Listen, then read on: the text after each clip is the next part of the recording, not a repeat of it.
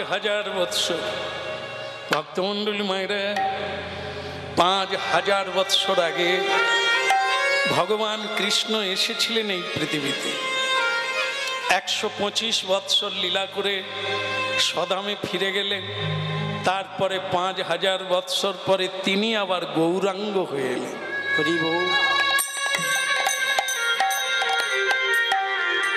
দুজনে একসঙ্গে হয়ে এলেন। যে রাধা রানীর কৃপা নিয়ে, যে রাধা রানীর সেবা জানাতে গৌরাঙ্গ মহাপ্রভু এলেন, রাধা দাস্য,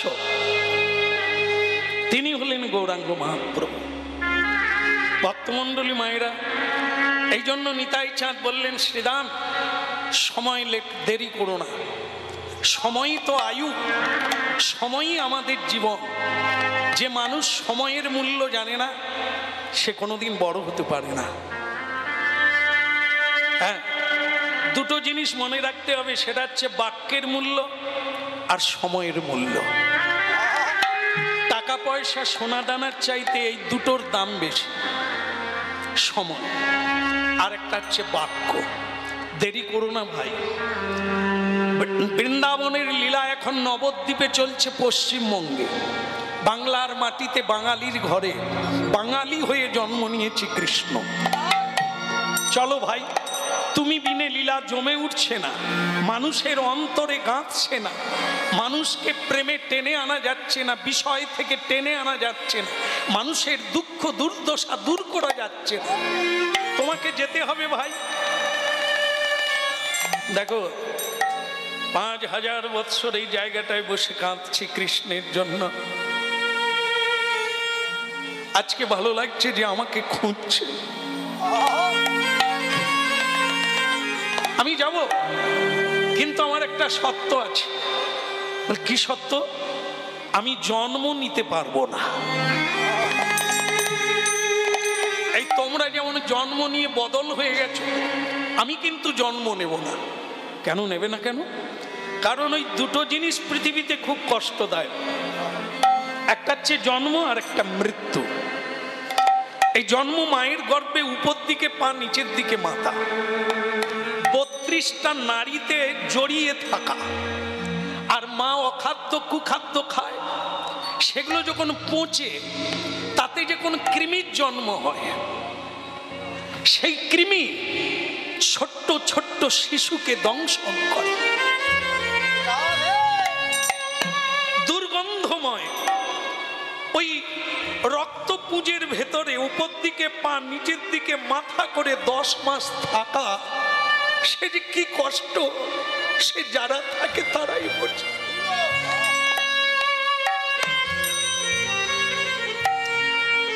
এই জন্ম কষ্ট। হ্যাঁ, আর একটা কথা, যাবৎ জনমং তাবৎ মরণ। জন্ম নেওয়া মানে আবার মরতে হবে। এই মৃত্যু মানুষের কাছে যন্ত্রণা। মাঝখানে যৌবনে নিধুবনে রঙ্গরসে যা পলু, তারপরে এসে গেল কি? জরা, বার্ধক্যকাল। মানুষের এই বার্ধক্যকালকে বয়ে নিয়ে যাওয়া যে কত বড় বোঝা, কত বড় যন্ত্রণা, আজকের বার্ধক্য বয়সদের দেখলে চোখে জল আসে। বুদ্ধদেব, ভগবান বুদ্ধ এই বার্ধক্য বয়স দেখেই তার বৈরাগ্য জেগেছিল। এই কি মানুষ? এই কি মানুষের পরিণতি? এই মানুষের শান্তি? আমি একে জয় করব, মৃত্যুকে জয় করব। তাই বোধিসত্ত্ব লাভ করেছিলেন বিহারে, গয়াধাম, বুদ্ধ গয়া। সেখানে গিয়ে আজও দেখবেন হাজার হাজার মানুষ সেখানে তপস্যা করছে। যেখানে বোধিসত্ত্ব লাভ করেছিলেন এক বৃক্ষতলে 2500 বৎসর আগে ভগবান বুদ্ধ, সেই শান্তির জায়গা আজও আছে।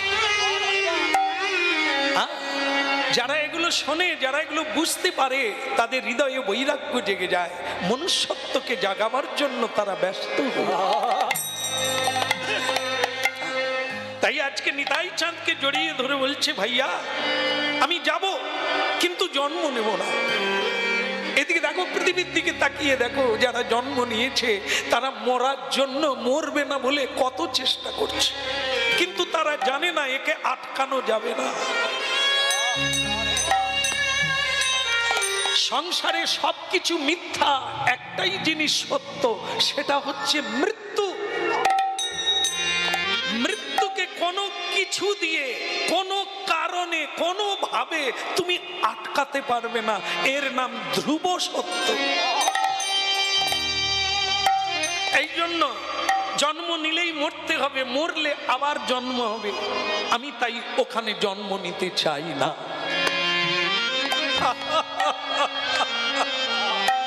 তুমি নেবে কি নেবে না ওটা মালিকের ব্যাপার, আমার ব্যাপার না।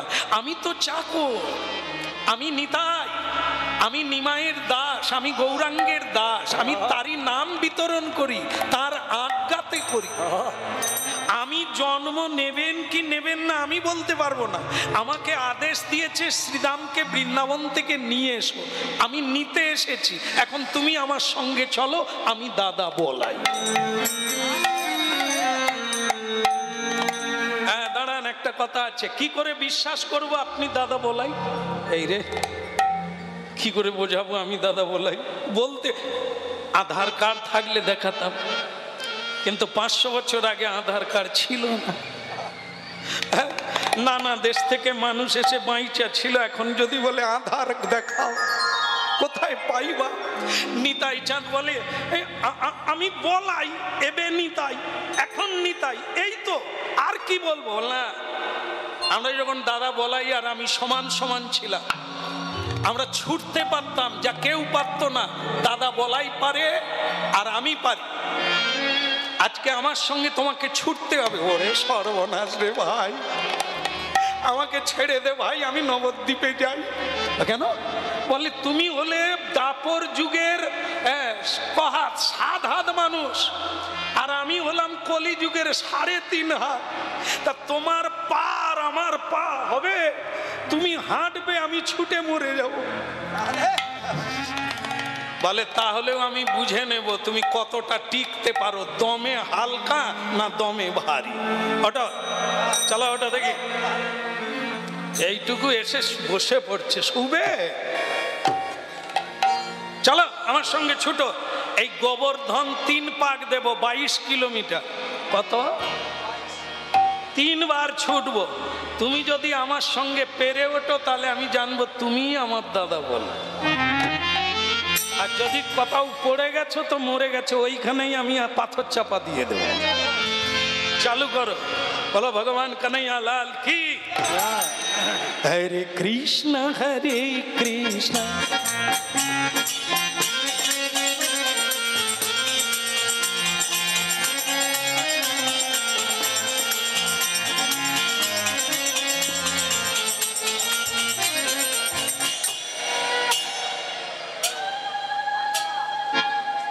একে তো পাথর চাপা দিতে হবে। কি হলো রে? ভাই 22 কিলোমিটার রাস্তা। আজও আপনারা অবাক হবেন, বৃন্দাবনে গিয়ে খোঁজ নেবেন, একজন এই 22 কিলোমিটার পরিক্রমা 3 বার করে দেয়। সাধুদের নিয়ম কি কঠোর দেখুন। এই 22 কিলোমিটার রাস্তা দিন রাত্রি করে 3 বার পরিক্রমা দিচ্ছে। আর কোন কোন সাধু প্রতিদিন 1 বার। অনেক মায়েরাও যারা ওখানে বাস করছেন বা যতদিন থাকছেন 1 বার হলেও পরিক্রমা গিরি গোবর্ধন, যা চাইবেন তাই পেবে যাবেন যদি একবার দিতে পারেন। কোথাও বসে গেলে হবে না। এই যে যেমন ফুকন্তি বসে গেছে। কলিকালের মানুষ অন্নগত প্রাণ, কতক্ষণ থাকবে? পান্তা ভাত খেলো, 1 ছুট দিয়ে ঘাম ভেসে।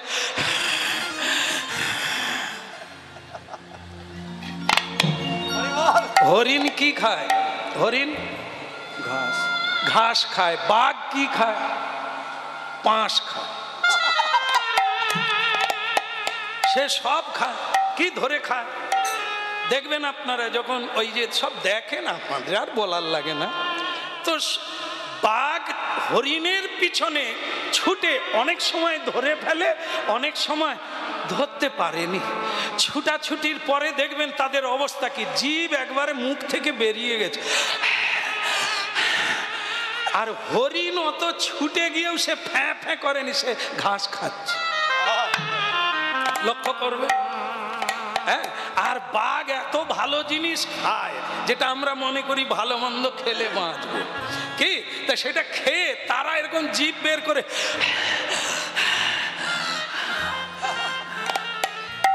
অবস্থারে পাকস্থলী টানতে পারেনি। আর কত চিবোবে। যারা ঘাস খায় তারা কারা? গরু, হরিণ, আরো ছাগল ইত্যাদি, এরা সব শাকাহারী, সাত্বিক আহার করে। তাই এদের তেজ দেখবেন। বানর, হনুমান, এরা কি খায়? এরা ফল মূল খায়, শাক পাতা খায়, গাছের পাতালতা খায়। হনুমান লাফালাফি করে এক গাছ থেকে আর এক গাছে। মানুষ এত ভালো মন্দ খায়, সিঁড়িয়ে উঠতে পারে না। টুম্পার মা ধর ওরে বিরিয়ানির দল, তবু খেতে ছাড়েনি, পা ধরে তুলতে হচ্ছে। এরা নাকি ভালো মন্দ খাচ্ছে, আর হনুমান গাছপালার ফলমূল খেয়ে গাছে লাফালাফি। আমাদের মতো রান্নাও করে না, এত ভালো জিনিস বিরিয়ানি খায় না। এই জন্য এখন সব ডাক্তারই বলছে দুদিন যদি বেশি বাঁচবে সাত্বিক আহার করো, ভোরবেলা উঠে রাস্তায় হাঁটো। চাকর চাকরানি ছেড়ে দিয়ে নিজের কাজ নিজে করো, দুটো দিন যদি বাঁচতে পারো। আর না হলে কই গো চম্পার মা,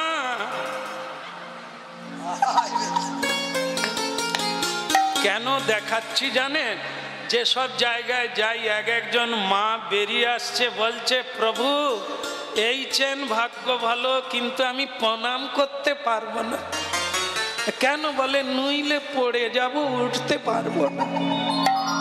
আমি বলি মা তোমাকে প্রণাম করতে হবে না, আমি তোমায় প্রণাম করছি। তুমি খাওয়া দাওয়া ছেড়ো নি মা, কদিন আর বাঁচবে, খাও। খেয়েই মরলো রে, কি খাবার খাচ্ছে যার জন্য শরীর টানতে পারছে না। আরে খা, একটু কর্ম কর না, হ্যাঁ নিজের কাজটা নিজে কর না, এত ডাক্তারকে পয়সা দিতে হবে। হ্যাঁ, এই জন্য দেখুন আজকে শ্রীরাম বলছে যদি হাঁপানি হয়েছে তাহলে জেনে নেব তুমি আমার দাদা না। ঠিক আছে, বসে পড়েছে। নিতাই চাঁদ বলে দেখ ভাই আমাকে আর বলিস না, তোমার সঙ্গে আমি পেরে উঠবো না। তুমি 7 হাত, আমি 3.5 হাত। তাহলে যাক, আমি পাথর চাপা দেবো না। তাহলে কেন? এই যে 1 পাক ঘুরেছ, এতেই ধরে নিয়েছি তুমি আমার দাদা। ঠিক আছে ঠিক আছে, আমি তোমার সঙ্গে যাব, তবে ওই কন্ডিশন থাকলো আমি জন্ম নেব না। হ্যাঁ, আপনারা গীতা পড়বেন, হরিনাম যদি ঠিক ঠিক শুনেন আর আপনাদেরও জন্ম হবে না।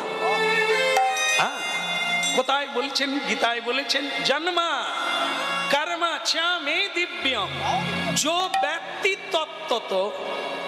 व्यक्ति तत्त्वत तक्ता देहं पुनर्जन्म नैति मामेति सौर्यजनम।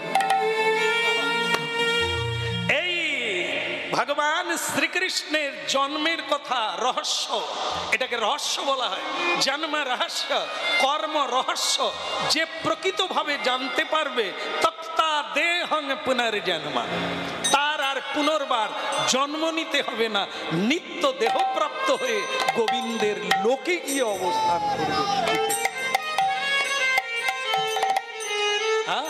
শ্যামগরি অঙ্গে দেব চন্দনের গন্ধ, শ্যামগরি অঙ্গে দেব চন্দনের গন্ধ, শ্যামগরি অঙ্গে দেব চন্দনের গন্ধ, শ্যামগরি অঙ্গে দেব চন্দনের গন্ধ, আজ্ঞাতে করিব সেবা চরণারবিন্দ, আজ্ঞাতে করিব সেবা চরণারবিন্দ, করিব সেবা চরণারবিন্দ, আজ্ঞাতে করিব সেবা চরণারবিন্দ, রাধা কৃষ্ণ প্রাণম যুগল কিশোর। রাধা কৃষ্ণ প্রাণময় যুগল কিশোর।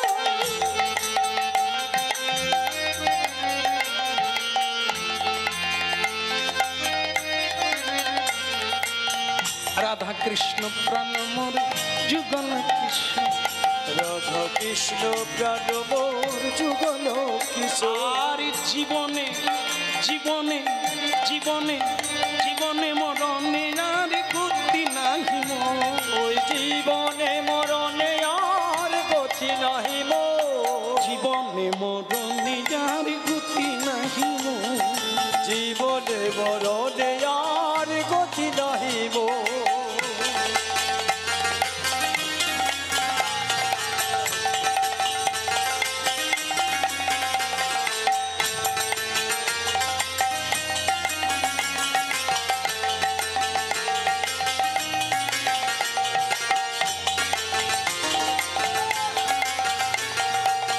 রাধা কৃষ্ণ প্রাণ মোর যুগল কিশোর।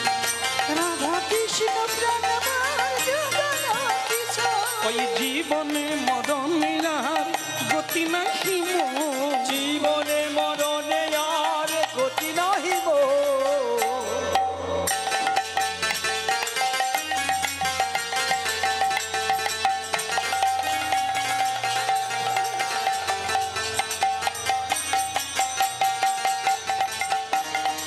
হরি বল।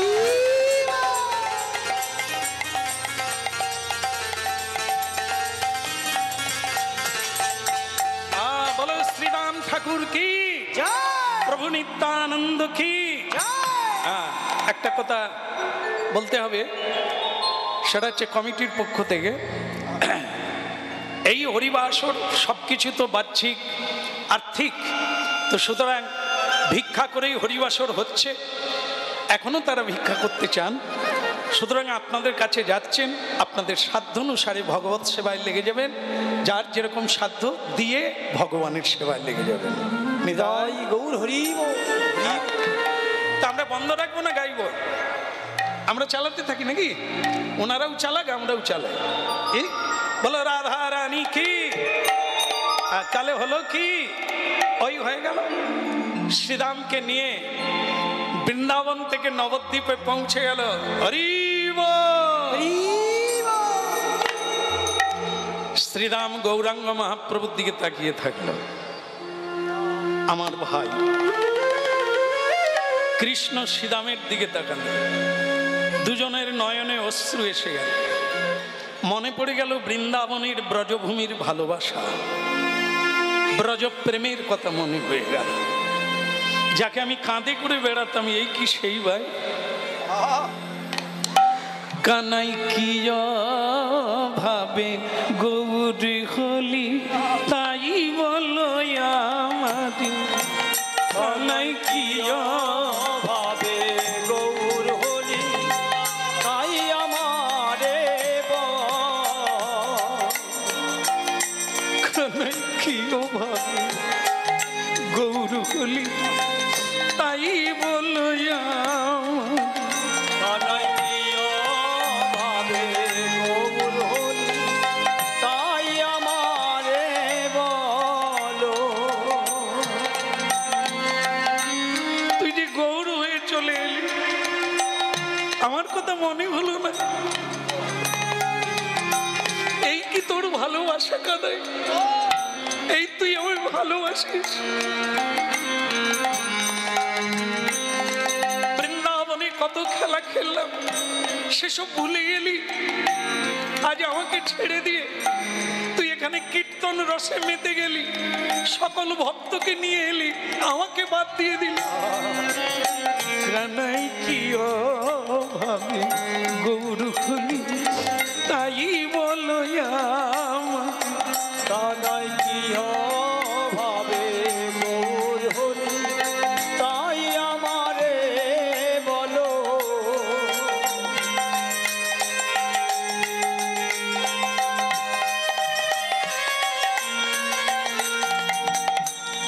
চোখের জল মোছ।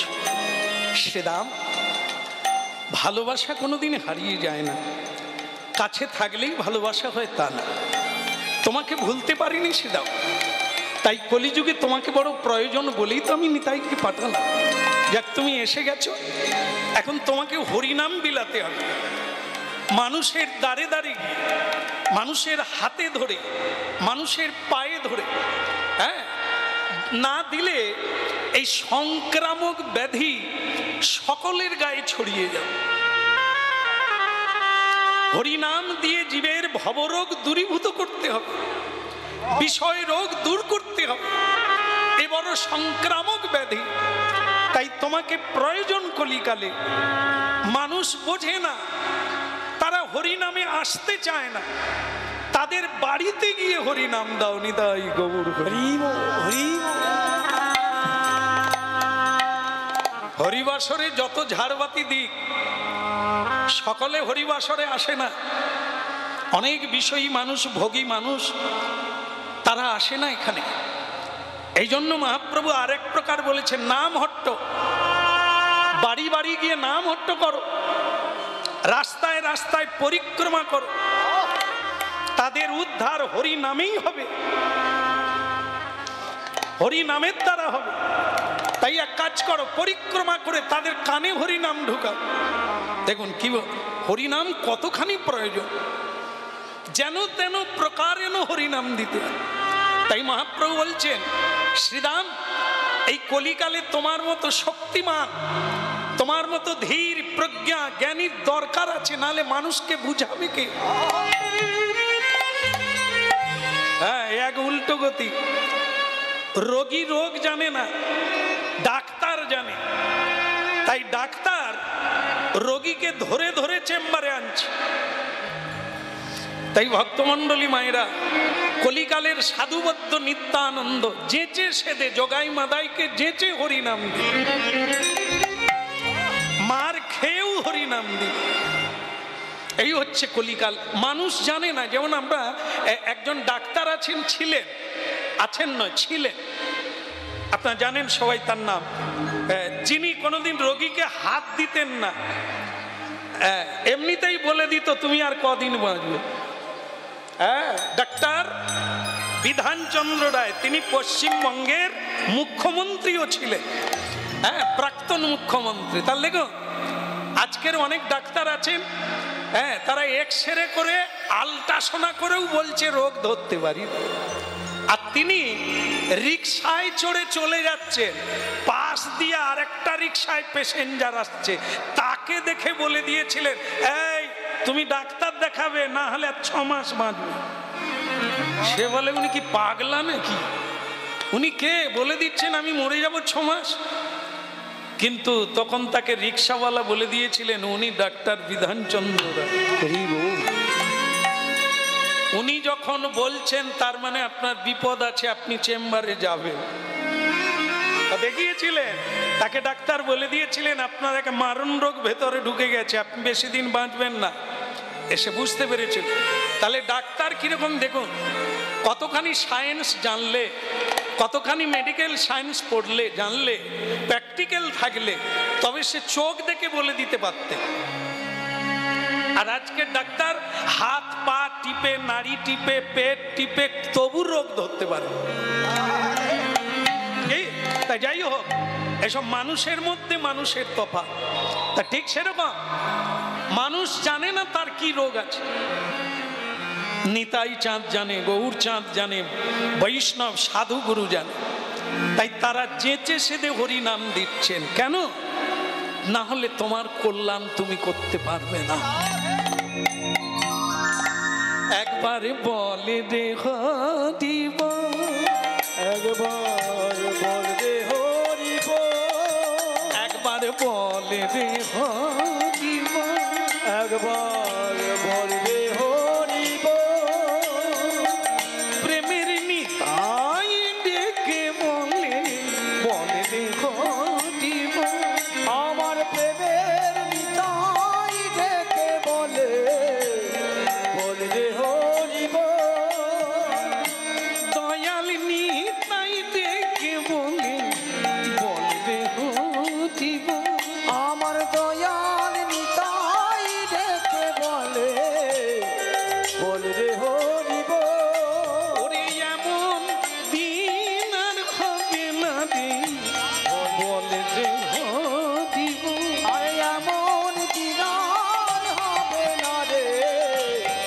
বলবে হো দিব। এমন প্রেমের ঠাকুর এসেছে রে, বলবে হো দিব। এমন প্রেমের ঠাকুর এসেছে রে, বলবে হো দিব। সঙ্গে কিছুই যাবে না রে, বলবে হো দিব। ওই না সঙ্গে কিছু যাবে না রে, বলবে হো দিব। হরি নামে যাবে আর তুমি যাবে, বলবে হো দিব। ওই না নামে যাবে আর তুমি যাবে, বলবে হো দিব। দুটি বাহু তুলে সবে মিলে বলবে হো দিব। গৌর হরি হরি হরি বলবে হো দিব। গৌর হরি হরি বলে বলবে হো দিব। বলে নদিয়া ধাম কি আপনাদেরই পাশের জেলা, এই জেলার পাশের জেলায় নদিয়া।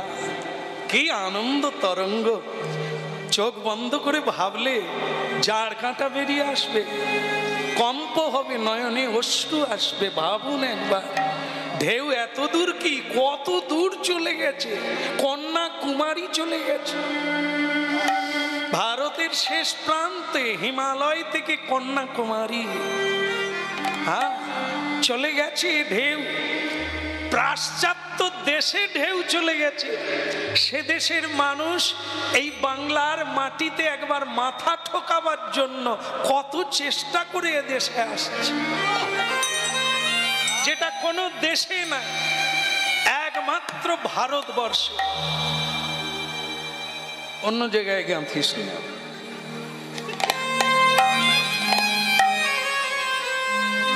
যাক, এরা তবু বুঝলো কটা টাকা দিল। না, এরা রোজগার করতে পারে না, এদের পিছনে লোক আছে।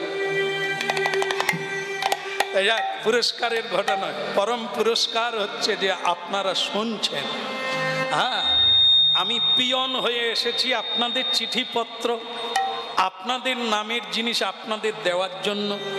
আপনারা যে ধৈর্য দিয়ে গ্রহণ করছেন, এটাই আমার পরম পুরস্কার। কেমন আশীর্বাদ রাখবেন যেন আপনাদের জিনিস আপনাদের কাছে পৌঁছে দিতে পারে। হ্যাঁ, নিখাত সত্য কথা হলো এটাই, মহাপ্রভু পিয়ন মারফত যার নামের জিনিস তাকে পৌঁছে। তাই আমি নিমিত্ত মাত্র কীর্তনিয়া সাধারণ, কিন্তু আমার বদন দিয়ে ভগবান আপনাদের পাথেও পৌঁছে দিচ্ছে। এই জন্য আপনারা এত ধ্যানমগ্ন হয়ে হরিনাম শুনছেন।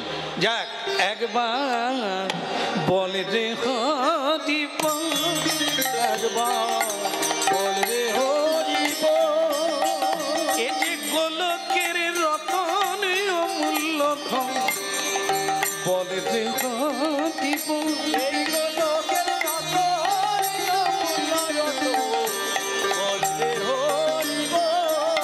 এ যে রাধা প্রেম লুণ্ঠন করি, বলবে হরিব।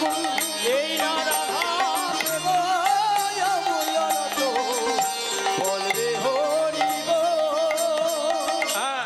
একবার সবাই মিলে বলো শ্রীদাম ঠাকুর কি। এখন মজা হচ্ছে কি জানেন তো, এই যে শ্রীদাম এসেছেন না, হরিনামের দলে ঢুকেছে, এ এত লম্বা, এ কারো গায়ে পা দিয়ে দিলে অবস্থা খারাপ। যখন নাচা শুরু হয় তখন ঠেলাঠেলি শুরু হয়ে যায়। এ অনেকের গায়ে পা তুলে দিয়েছে, যাইরে মারে করেছে। তাই একে কি করা যাবে? মহাপ্রভু বলছে এক কাজ করতে হবে, ওকে আমাদের সাইজে নিয়ে চলে আসতে হবে।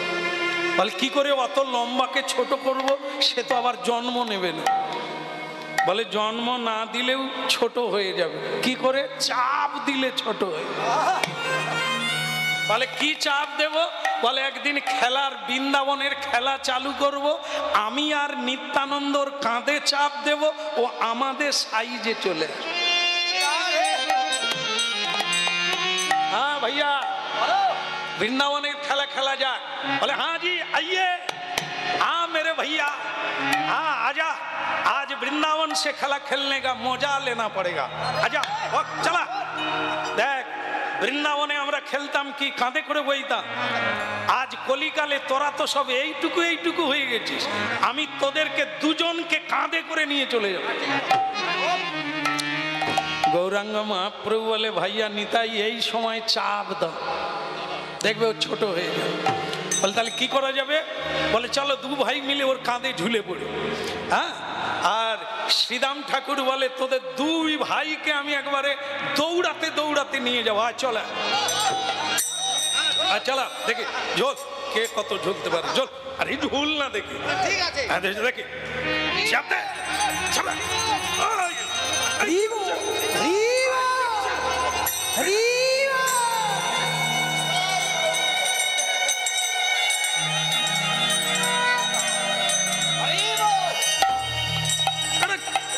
কি হলো কি এই আমাকে এরকম চেপে ছোট করে দিলে কেন? নিতাই গৌর হরি, এই লীলা হয়েছে।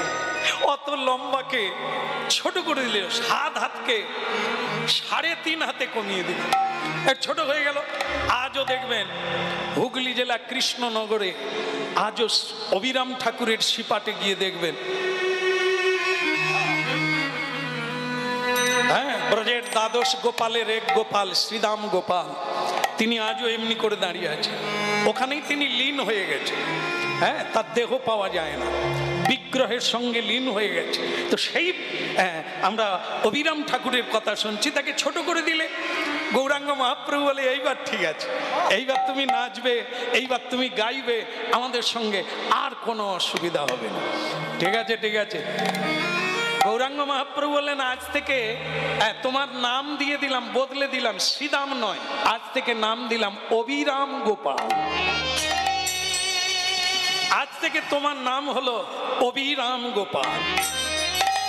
নামও বদলে দিলি ভাইয়া, চাপ দিয়ে ছোট করে দিলি, আবার নামও বদলে দিলি। বলে হ্যাঁ দাদা, আজ থেকে তুমি আমাদের সঙ্গে কীর্তন গাইবে, নাচবে, নাম প্রচার করবে। তবে অবিরাম ঠাকুর বলল আমি যখন হরিনামের দলে ঢুকেছি, যে হরিবল বলবে না তাকে চাবুক মেরে বলবে।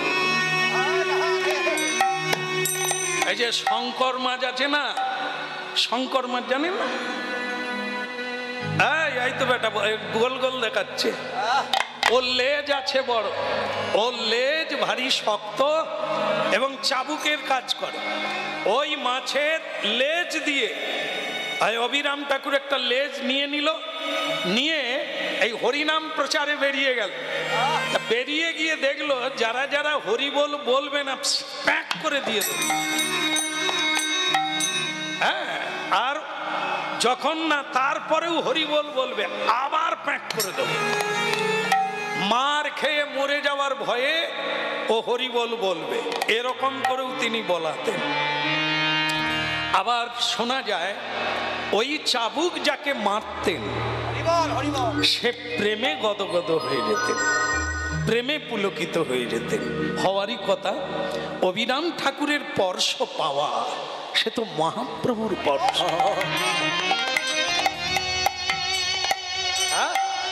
এই জন্য সদ্গুরুর স্পর্শ নিতে হয়, সাধু সঙ্গের চরণ ধুলি নিতে হয়। মহতের পদরজ অভিষেক বিনে তাহারে না পাই রাজা বিবিধ বিধান। একটা জিনিস সদ্গুরুরা বলেন, সেটা হচ্ছে হরিনাম যতই করো, সাধুগুরু বৈষ্ণবের পদরজ যদি না গায়ে মাখতে পেরেছ, তোমার অহংকারের হরিনাম হবে, হরিনামে নামই কখনো নেবে আসবে না। তাই যেখানে হরিনাম হয় অনেকে চালাক আছে, এখনো গড়াগড়ি দেয়। এই হরিনাম শুনে অনেকে চলে গেলেন, আর এই চটে অনেকে গড়াগড়ি দেয়। যারা জানে চালাক তারা জানে। অনেকে সাধুগুরু বৈষ্ণবের নূতন বস্ত্র দিয়ে তাদের চরণধুলি নিয়ে নেয়, ওটা অনেক কাজে লাগে, অনেক সংকট মোচন হয়। আরেকটা জিনিস জেনে রাখবেন, বৈষ্ণবের চরণ রজ, চরণ ধুলি, চরণ জল, 3 মহাবল। এখনো এর প্রমাণ আছে। যেমন দেখবেন আপনারা, পুকুরের জল যদি 6 মাস রাখেন, ওতে পোকা হয়ে যাবে, ও দুর্গন্ধ হবে, ও ব্যবহারের অযোগ্য। কিন্তু আজও প্রমাণ আছে, গঙ্গায় পচা মরা পড়ে, জীবজন্তু পড়ে থাকে, কত লোকে মলমূত্র ত্যাগ করে গঙ্গায়, কিন্তু গঙ্গা থেকে জল আনবে, 5 বছর রেখে দেবে, আজও প্রমাণিত, তাতে পোকা হবে না, তাতে দুর্গন্ধ হবে না, জল নষ্ট হবে না, আজও প্রমাণিত। কারণ হচ্ছে গঙ্গা, হ্যাঁ, নিত্য প্রবাহিনী গঙ্গা। স্বয়ং ভগবান শ্রীকৃষ্ণের চরণ স্পর্শ করে এসেছে, তাই তাকে বলা হয় বিষ্ণু পাদ দকা গঙ্গা। ঠিক তেমনি যদিও কলিকাল, যদিও আপনারা অনেক কিছু দেখতে পাচ্ছেন, তবুও সত্য সত্য আজও আছে। কোন সাধুগুরু বৈষ্ণব শুদ্ধ মার্গে যারা আছেন, তাদের চরণ ধৌত করেন। আপনার বাড়ির পুকুরের জল তুলে, টিউবওয়েলের জল, হ্যাঁ, এই জল নিয়ে চরণ ধৌত করেন। করার পর তাকে নূতন হাঁড়িতে করে, মাটির হাঁড়িতে করে রেখে দেন, 5 বছর রেখে দেন, ওতে পোকা আসে না, ওতে কীট হবে না, দুর্গন্ধ হবে না, আজও প্রমাণিত। তাই এই যে সত্যগুলো আমাদের কাছে রয়েছে, সেটা মাথায় রাখতে। মহতের পদরজ অভিষেক বিনে তাহারে না পাই রাজা বিবিধ বিধানে। যত চেষ্টা করো, যত ভজন করো, মহতের কৃপা না হলে ভজন তাই কি করলো, গাঁথি জামালতির মালা দেব দোহা গলে, ওই না গাথি জামালতির মালা দেব দোহার গলে, গাঁথি জামালতির মালা, মালা দেব দোহা গলে, ওই না গাথি জামালতির মালা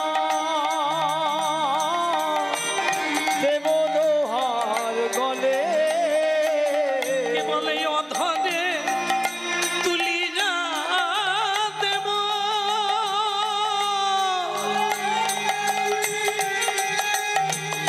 ওর পুরো তাম্বুলি, ওই নয় ধরে তুলিয়া দেব, কর্পূর তামুলে, অধরে তুলিয়া দেব, কর্পূর তাম্বুলে। ওই নয় ধরে তুলিয়া দেব, কর্পূর তামুলে, গাঁথি জামালতির মালা।